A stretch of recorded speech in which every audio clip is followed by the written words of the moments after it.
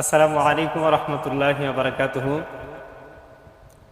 সম্মানিত মুসল্লিয়ান ইকরাম, এখানে একটি প্রশ্ন আসছে যে হুজুর, পিতামাতা সম্পর্কে পিতামাতার হক সন্তানের জন্য দুনিয়া এবং আখিরাতে কয়টি? সম্প্রতি আমরা একটি ঘটনা দেখতে পেলাম। ঢাকাতে একটি অভিজাত পরিবারের নূরজাহান বেগম নামে একজন মহিলা, যার 3টি পুত্র সন্তান এবং একটি কন্যা সন্তান, এবং সকলেই সুশিক্ষায় শিক্ষিত এবং সকলেই সুপ্রতিষ্ঠিত। এরপরেও সেই মহিলাটি একটি বদ্ধ জরাজীর্ণ একটি ঘরের ভেতরে মৃত্যুবরণ করে 1 নয় 2 নয় প্রায় 5 থেকে 7টা দিন অতিক্রম হয়ে যাওয়ার পরেও তার খোঁজখবর নেওয়ার মতো কেউ ছিল না। এখান থেকেই প্রশ্নটি এসেছে। সম্মানিত মুসল্লিয়ান ইকরাম, এই প্রশ্নের জবাব পবিত্র কোরআনুল কারীমে সূরা বানী ইসরাঈলের 23 নং আয়াত আল্লাহ পাক পিতামাতা সম্পর্কে বলেছেন, ওয়াকাদা রাব্বুকা আল্লা তা'বুদু ইল্লা ইয়্যাহু ওয়া বিল ওয়ালিদাইনি ইহসানা। আল্লাহ পাক রব্বুল আলামিনের নির্দেশ, আল্লাহ ছাড়া কারো ইবাদত করা যাবে না এবং পিতামাতার সাথে ইহসান করতে হবে, সদাচরণ সুন্দর ব্যবহার তাদের সঙ্গে করতে হবে। বিশেষ করে আল্লাহ পাক রব্বুল আলামিন বলেছেন, উফি ওয়ালা তানহারহুমা, যখন তারা বৃদ্ধ হয়ে যাবে তখন তাদের সাথে এত সুন্দর আচরণ করতে হবে, সামান্য একটু কটু আচরণ করা যাবে না, যাতে করে তারা উফ শব্দ পর্যন্ত করতে পারে। সম্মানিত উপস্থিতি, আমি আপনাদেরকে এ বিষয় সম্পর্কে অবগত করতে গিয়ে পবিত্র কোরআন এবং সুন্নাহর আলোকে যেটা বলতে চাই, এই পৃথিবীতে একটি সন্তানের কাছে পিতামাতার দুনিয়ায় 7টি এবং মৃত্যুর পরে পিতামাতার প্রাপ্য আরও 7টি বিষয় রয়েছে। এজন্যে জীবদ্দশায় যে 7টি হক, সেটা হলো 1 নম্বরে পিতামাতা, তাদেরকে আপনি সম্মান করবেন, শ্রদ্ধা করবেন, এটা আপনাকে করতেই হবে। এটার দলিল রয়েছে সূরা বানী ইসরাঈলের এই আয়াতের মধ্যে। আল্লাহ পাক রব্বুল আলামিন তাদেরকে সম্মান করতে বলেছেন। আল্লাহ পাক রব্বুল আলামিন তাদের সঙ্গে সদা আচরণ করার কথা বলেছেন। নাম্বার 2, মনে প্রাণে তাদেরকে ভালোবাসতে হবে, তাদের কল্যাণ কামনা করতে হবে, আন্তরিকতার সাথে তাদেরকে মুহাব্বত করতে হবে, ভালোবাসতে হবে। 3 নম্বরে পিতামাতার আনুগত্য করতে হবে।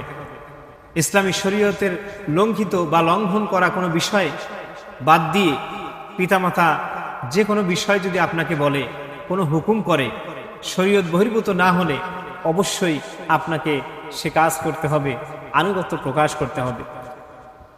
4 নম্বরে খেদমত করতে হবে। অবশ্যই আপনি আপনার পিতামাতার সন্তান, আপনার ছোট্টবেলায় আপনার মা বাপ আপনাকে লালন পালন করেছেন, যত্ন করে বড় করেছেন। আজকে মা বাপ বয়োবৃদ্ধ হয়ে যাচ্ছে, অকর্ম হয়ে গেছে, তাদের শরীরে আর শক্তি নেই। সুতরাং আপনার মা বাপের খেদমত করা আপনার জন্য আল্লাহ পাক রব্বুল আলামিন অবশ্যই করে দিয়েছেন। মা বাপের সেবা করতে হবে। বুখারী এবং মুসলিম শরীফে বর্ণিত আছে, এক ব্যক্তি রাসূল সাল্লাল্লাহু আলাইহি ওয়াসাল্লামের কাছে গিয়ে বললেন, ইয়া রাসূলুল্লাহ, আমি জিহাদে যেতে চাই, তবে আমার পরিবারে আমার মা আছেন, তিনি অত্যন্ত অসুস্থ। তাহলে আমি কি আমার জিহাদে যাব নাকি আমার মায়ের খেদমত করবো? নবীজি বললেন, তুমি তোমার মায়ের খেদমত করো। সুবহানাল্লাহ। সম্মানিত উপস্থিতি, এরপরে 5 নম্বরে রয়েছে মা বাপের অভাব অনাটন, এরপরে যাবতীয় প্রয়োজন, এগুলো সন্তানকে পূরণ করতে হবে। সুতরাং মা বাপ অভাবগ্রস্ত থাকবে, সন্তান জীবনযাপন ভোগবিলাস নিয়ে ব্যস্ত থাকবে, এটা হতে পারে না। 6 নম্বরে সুখ শান্তির ব্যবস্থা তাদের জন্য করতে হবে। নিজে উত্তম ঘরে ভালো বাসস্থানে থাকবেন, মা বাপের জন্য জরাজীর্ণ একদম দুর্বল ব্যবস্থা করবেন, এটা হতে পারে না, এটা হবে না। অবশ্যই আপনাকে সুখ শান্তির ব্যবস্থা করতে হবে এবং দেখা সাক্ষাৎ করা। অনেকে দূর দূরান্তে চাকরি বাকরি করেন, বিভিন্ন ক্ষেত্রে আপনাদের মা বাপের সঙ্গে দীর্ঘদিন সাক্ষাৎ হয় না, অবশ্যই মা বাপের সঙ্গে সাক্ষাৎ করবেন। বর্তমান সোশ্যাল মিডিয়ার যুগ, আমাদের সামনে সবসময় মোবাইল আছে, আমাদের ফোনের মাধ্যম দিয়ে আমরা ভিডিও কলে মা বাপের সঙ্গে কথা বলতে পারি, এভাবে আমরা যোগাযোগ রাখব। এবং মৃত্যুর পরে এই মা বাপের জন্য সন্তানের আরও 7টি করণীয় আছে। সেই 1 নম্বর হলো, মা বাপের মৃত্যুর পরে সন্তানকে অবশ্যই মা বাপের জন্য মাগফিরাত কামনা করতে হবে। এখানে সূরা ইব্রাহিমে আল্লাহ পাক নিজে দোয়া শিখিয়ে দিয়েছেন। আল্লাহ পাক রব্বুল আলামিন বলেন, রব্বিগফিরলি ওয়ালি ওয়ালিদাইয়া ওয়ালিল মুমিনিনা ইয়াওমা ইয়াকুমুল হিসাব। আল্লাহ পাক রব্বুল আলামিন আরো বলেন, রব্বানা গফিরলি ওয়ালি ওয়ালিদাইয়া ওয়ালিমান দাখালা বাইতিয়া মুমিনিনা ওয়াল মুমিনাত ওয়া লা তাসিদিজ জালিমিনা ইল্লা খাসারা। সম্মানিত উপস্থিতি, এজন্য অবশ্যই মা বাপের মাগফিরাত কামনা করতে হবে। 2 নম্বরে সওয়াব পৌঁছানো। আপনি মা বাপের রেখে যাওয়া সম্পদ ভোগ করবেন, তাদের জন্য দান করবেন, সাদাকা করবেন, সাদাকা করে তাদের জন্য আপনি সোয়াব পৌঁছাবেন। আল্লাহ পাক রব্বুল আলামিন তাদের কবরে এই সোয়াবগুলো পৌঁছানোর ব্যবস্থা করে দেন। 3 নম্বর, আত্মীয় স্বজনদেরকে সম্মান করা।